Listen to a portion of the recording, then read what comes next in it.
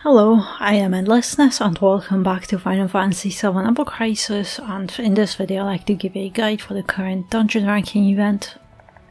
And now a guide with my personal team for a bit higher score, and my team has Cloud as DPS, Aerith buffing and Lucia debuffing, and I tried few other variations but this just works best for me with what I have available on my account. And I tried Ice Sephiroth for that ice damage bonus, and the score was somewhat similar, but ice damage bonus was just working similar to Enfeeble, so it was just trading off one debuff for a buff with a very close outcome. And I also have mana breach material on both Lucia and Aerith, and that's because Cloud can only lower magic defense on enemies that are weak to ice, and only 2 bosses in the whole dungeon are weak to ice unless you bring a weapon that can apply ice weakness. So my issue is that I don't have Vincent with his Odin weapon to apply ice weakness, so I am stuck with a much lower score. But yeah, this is not an ideal team because you'll benefit most if you have Vincent with his Odin weapon to apply ice weakness, or Cloud with FF13 banner and another main ice DPS being Tifa or Yuffie. But I don't have those, so this is a team that is just best that I managed to come up with. So yeah, just having a character that can apply ice weakness on all those bosses will easily get you to 5.9 million score or higher, and that's a massive score boost compared to any team without ice weakness. Like, I'm around 5.8 million score, so just that one ability will make a massive difference for you. Aerith has Lightning outfit with Army of 1, Lightning Rod for magic damage bonus, Cetric for ice damage buffs, and I have Cura but I never used it, so you can exchange it for any other stat stick, Debrief and Mana Breach, and then subweapons slots, it's just weapons with magic attack for allies and 1 attack for allies weapon. Cloud has Ice Arcanum outfit with Shiva, Full Throttle for DPS, Fusion for attack buffs, 3 Ice Bouncy materia, and in subweapon slots, Karth Paluk to max out magic attack and get Ice Bouncy to level 8, magic attack for allies weapon with magic ability potency, and Sword of GS with a bit more magic ability potency. Alright, I am going to be taking the same route, and the battles will just be tiny bit different because it's Lucia now instead of Sid. But yeah, let's just go to Rufus.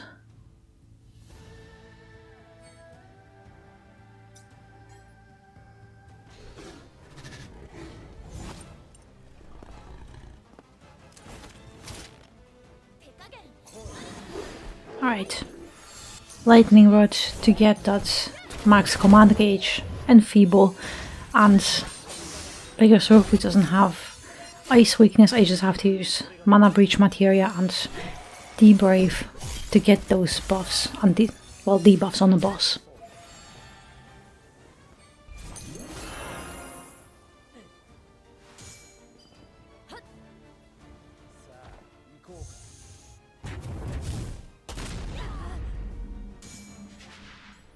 And Lucia doesn't really have to do anything until at least that link is broken, and then unless you can defeat Rufus very quickly, I recommend take care of Darkstar because he will keep dealing damage to you, so it will keep lowering your score.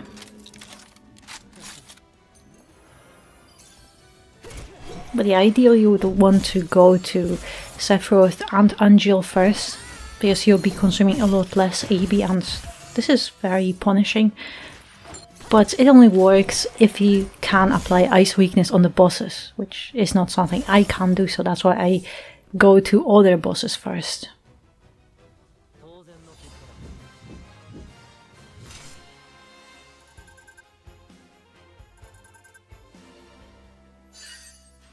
And alright, the transfer abilities. And on the first one, really, all of them are good. It just depends on what team you have. I just go for the left one because this end of down the tier of the debuff it will do a lot because I use Mana Breach Materia, so I'll be able to get to -2 with Materia. And for me at least, it is very helpful. Well, not on Jenova, but other bosses.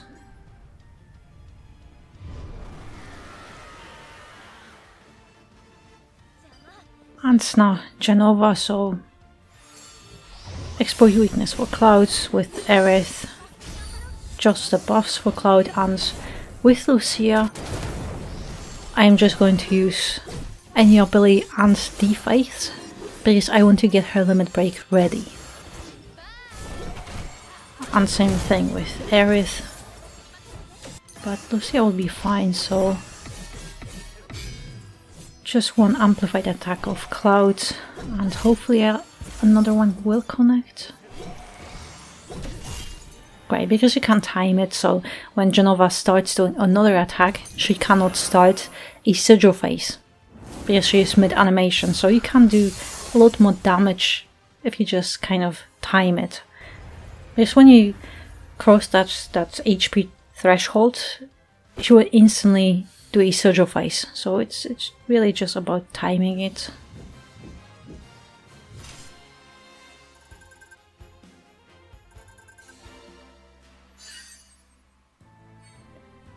Alright, second set of trans abilities, and because the mid and right one they have score boost, you just want to use either one of them.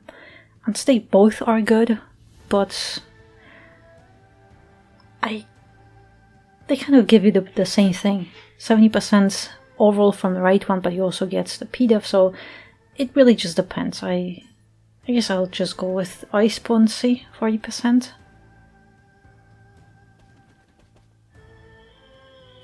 And of course save. And let's go for the ads. And on this set of ads, don't go with Lightning Rod. First just do Ice buff and then do Lightning Rod after this attack, because this attack always reduces your command gauge. And I recommend just go for the left ad first and then the counter, so leave the bomb as last. It will not attack you, it will just start charging this burst attack. So you can just sit around for quite a while.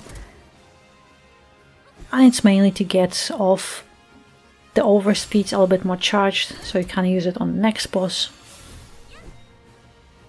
Mainly because the overspeed matters. Well, on your DPS it matters the most because you do a lot more damage.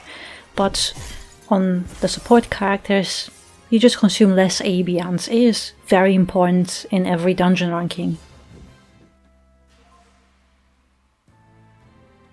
Alright, and now let's go for Angeal and Sephiroth. So, save.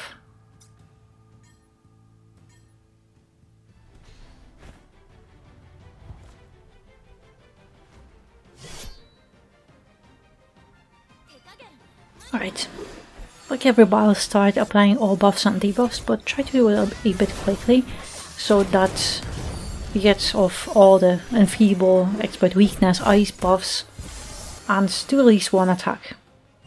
And you also don't have to switch on this attack, it's just Ad Astra, so it's just Veil for both. But on Astral Gate, I recommend switch to defense, because yes, it doesn't do a lot of damage to you, it barely tickles, but it will reduce your score a little bit less if you switch to defense. But because Angeal has Provoke, we have to get rid of that Force Cage. And a little bit more here. I'll switch to Sephiroth so I can apply Enfeeble and Mana Breach him.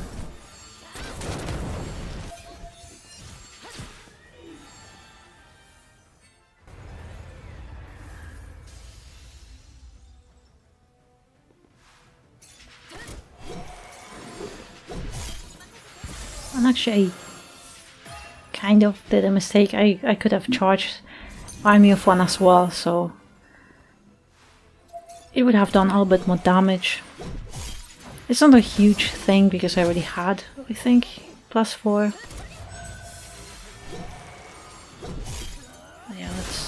hopefully.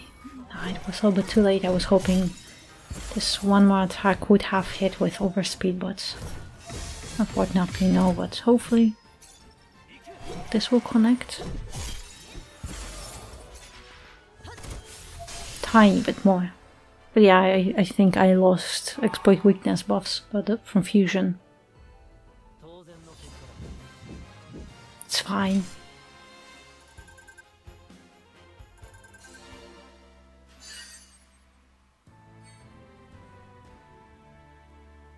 And the chance abilities, and on this boss you always want to go with the right one.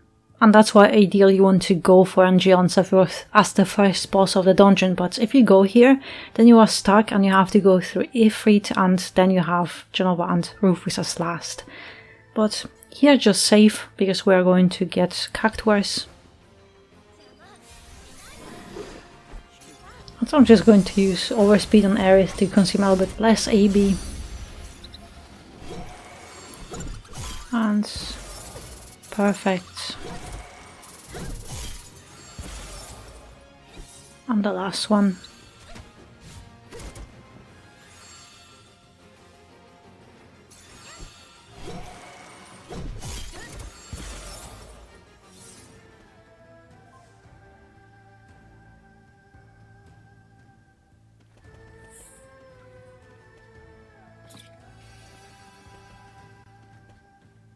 Now we're going for Ifrit. That's the last boss before the final boss, but just activate this thing and save.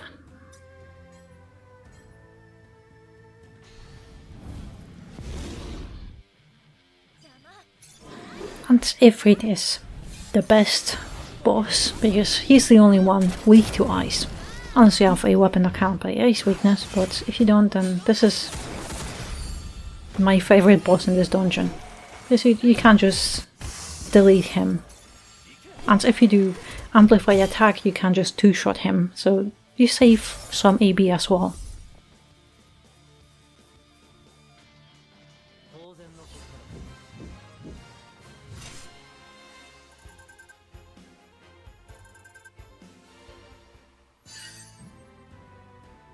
And alright, the last set of chance abilities, and I'm just going to go with the middle one because I have summons, and the right ability, it just disables summons, and I rely on summons for Masamune, so I think the middle one is just the best.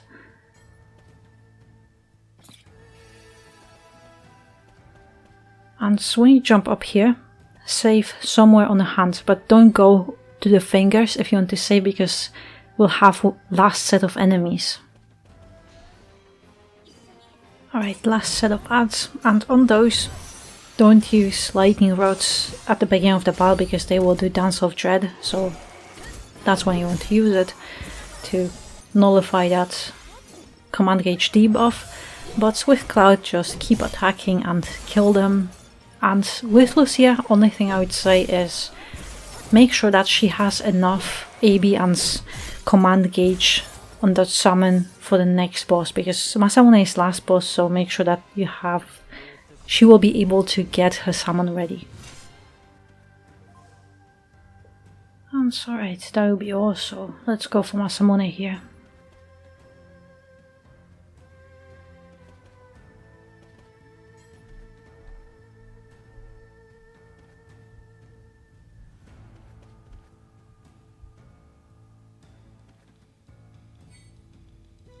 And actually, always make sure that you have all those red chests.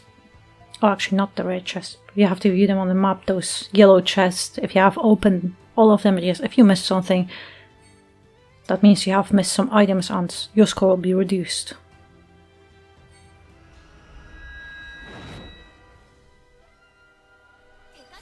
Alright, with Masamune, activate overspeed on everyone to save some AB, and just keep applying all buffs and debuffs. And with Lucia, keep lowering that ice resistance because she also buffs it. And try to do as many attacks, so... Oh, actually that was a massive attack. Well, because I managed to get that ice resistance debuff to -3, otherwise it wouldn't be that big of a hit, but that was very close. I almost killed him without the summons. And, well, summons increase your score because that is a big PP attack. But yeah, that was a little bit unexpected. But yeah, that's actually a good score here. So, let's see. It should be around the same, well, my high score.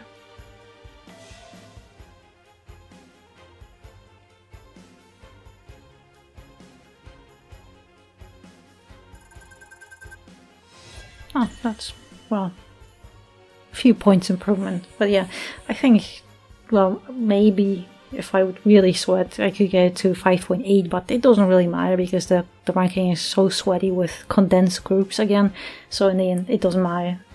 And I don't think I want to dedicate extra time for this. But yeah, that's essentially the whole dungeon if you don't have a character that can apply Ice Weakness. So on majority of the bosses you just have to suffer a bit, and the battles would just take a lot longer and you consume a lot more AEB. But it is what it is, and at least I can't do anything better, so I hope you still found the guide helpful, and good luck on your own run. And in the meantime, thank you very much for watching, and I hope to see you next one.